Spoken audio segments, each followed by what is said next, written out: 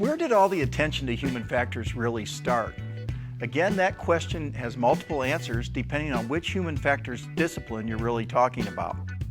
We can go all the way back to Leonardo da Vinci as one of the first to study human factors. That would have been in the late 1600s. He drew the Vitruvian Man with all the anthropometric measures of strength and size. He was trying to decide if a human was strong enough to propel an aircraft. By the way, his drawings are unbelievable and you should see them if you ever get the opportunity. In the early 1900s, industrial engineers such as Frank and Lillian Gilbreth were trying to reduce human error in medicine. They were using callbacks when communicating in the operating room. Scalpel, scalpel.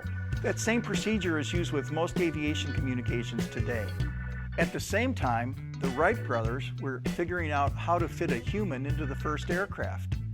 Shortly after that, the U.S. Army was determining the required physical and mental characteristics for flight training candidates.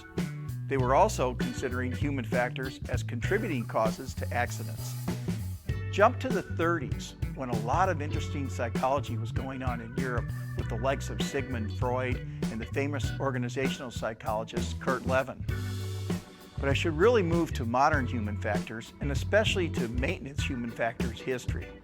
So on to the 1940s, during World War II, the military in many countries began to notice a lot of training and operational accidents were caused by human error. Those errors were often a result of poor aircraft cockpit layout and non-standardized displays and controls. On the maintenance side, it became obvious that maintenance was neglected because the aircraft design did not give proper attention to maintainability. And you can be sure those old piston engines turning complicated propellers needed a lot of maintenance. That led to efforts to design and build aircraft not only for flying, but also for fixing. The industry has come a long way in design for maintainability. Continuing on this rapid history lesson, the Human Factors and Ergonomics Society was established in 1957. So it has been going on for 50 years now. There are 5,000 members today. I can make another 30-year jump to 1988, when the top blew off an Aloha Airlines 737 over the Pacific. That event drew the attention of North America and the entire world. It caused the FAA to increase focus on the issues of aging aircraft and also on maintenance human factors.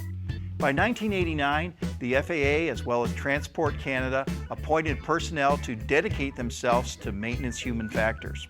Since then, this type of activity has continued throughout the world. Some regulators have set strict standards for establishment of maintenance human factors programs. The FAA stands as a leader in their investment in research and guidance materials on this topic. But I can assure you that the maintenance human factors regulations are on the way at FAA as well. That topic is excellent for discussion in these maintenance human factors presentations, because the FAA is going to listen to public ideas before any human factors rules are enacted.